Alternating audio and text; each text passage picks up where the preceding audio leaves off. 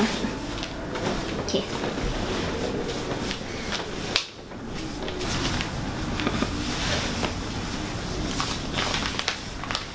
Hi everyone!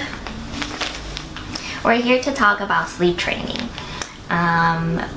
Right now Emma is almost 6 months, and I did the training when she was about 3 months, a little bit over 3 months. So it's been a month and a half, almost 2 months since we did sleep training. So I want to share with you on the reasons why I decided to sleep train her, how I did it, and the results after a month and a half. So the reason why I decided to sleep train her is because I went back to work when she was 4 months, and when I was on maternity leave, I felt really tired during the day all the time, even though she was only waking up once at around 2 a.m. which wasn't bad at all, but I still felt really tired during the day, and I knew that I wouldn't be able to work if I was tired all the time. So I decided I needed her to sleep well so that I could sleep well so that I could go back to work. And she slept in our room for the first 2 months, and I knew that in order to sleep well she would need to sleep in her own room. So the first part was moving her to her own room from the rock and play to the crib, and then from our room to her own room, right? So first I started to have her nap in her own crib in her room during the day. So I did that for about 2 weeks. This is before the actual sleep training began. So I wanted her to get used to her crib, which is a lot bigger than the rock and play, and I also needed her to get used to her room, right? So I started to spend more time with her in her room to play and also to nap. So we did that for 2 weeks, and after I felt that she was okay sleeping in the crib, then I started to have her sleep in the crib in her own room at night as well. I didn't start the night training immediately after having her sleep in her crib at night. I would say maybe after a few days.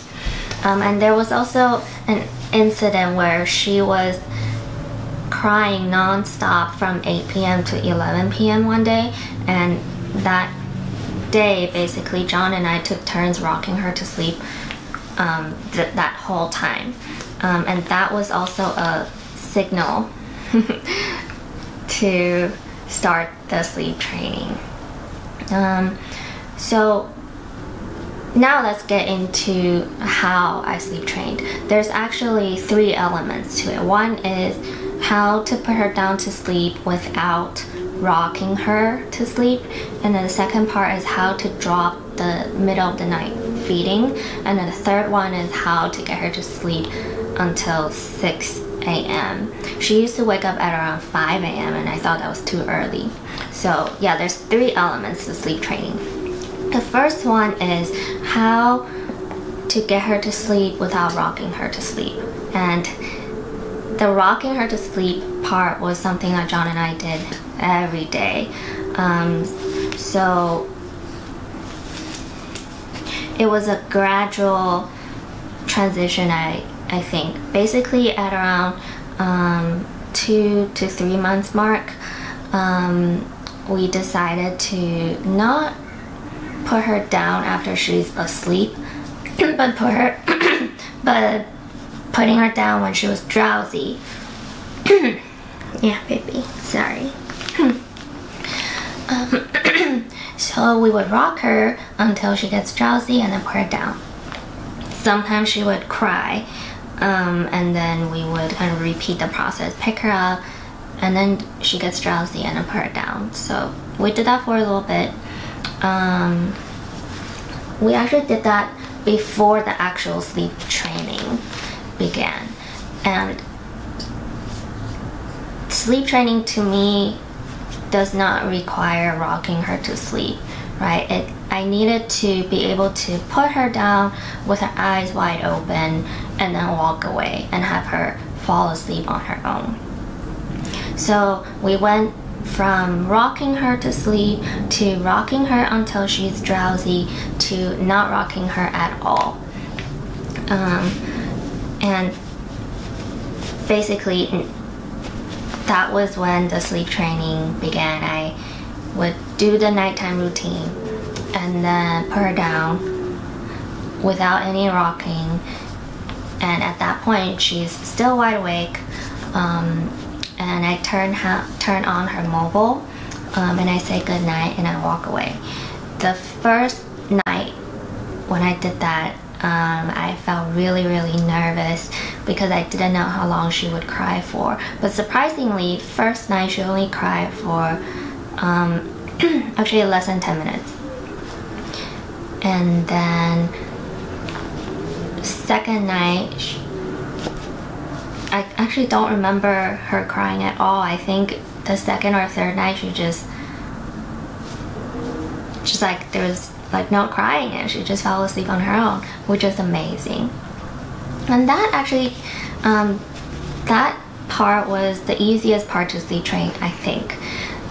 It was harder to get rid of the middle of the night feeding, and it was also hard to get her to wake up at 6 instead of 5. So she used to wake up every night at 2 a.m. or 3 a.m. for her feeding, and then I noticed that she actually wasn't that hungry because I used to feed her 2 boobs and then I dropped to 1 boob, and then she would maybe just eat for less than 5 minutes and then fall asleep right away. So that tells me that she really didn't need to eat in the middle of the night. So that was also that happened before the sleep training began, and that was another signal to me that she was ready to be trained.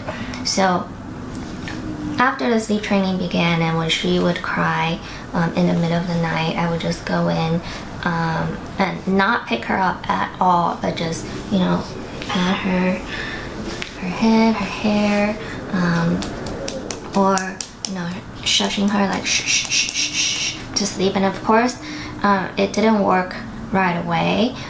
She used to cry really loudly in the middle of the night. And we did the Ferber Method, so we took turns going in her room. You know, we would let her cry for 5 minutes, and then 7 minutes, and then 10 minutes, and then 15 minutes, and then 20 minutes, like that. And then that was how we eliminated her night feeding, and then got her to not cry in the middle of the night. And that took, I would say, less than 1 week to do.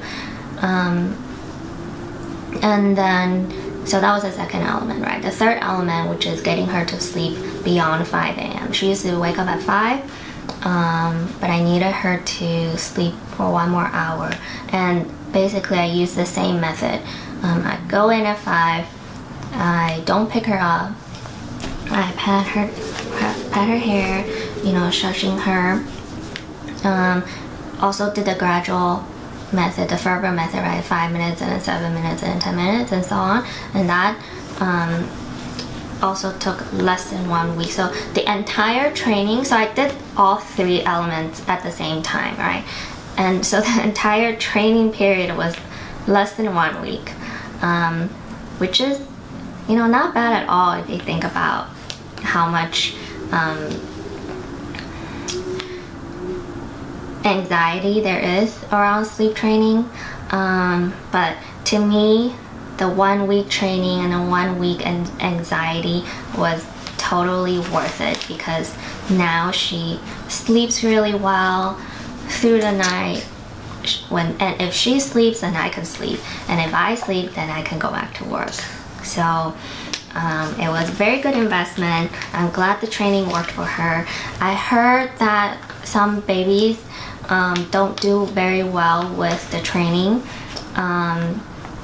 because you're supposed to be able to see a gradual improvement as you do the training, but I heard that some babies just don't improve, and then the parents decide not to train, or maybe it's not the right time, and that is totally normal too.